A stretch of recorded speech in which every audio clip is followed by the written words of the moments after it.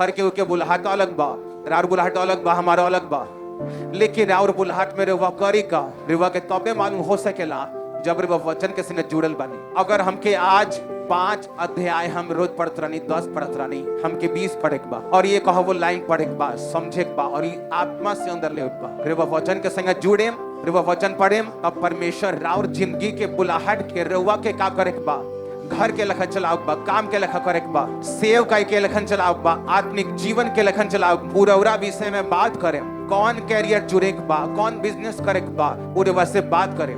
ढेरे लोग कहेला परमेश्वर हमसे बात कहनी और ये पूछी बाइबल कितना पढ़नी, 5 मिनट 10 मिनट और ये जरूर वो गलत निकलेगी, जरूर वो लोग के इमोशन वो लोग से बात करते रहेला।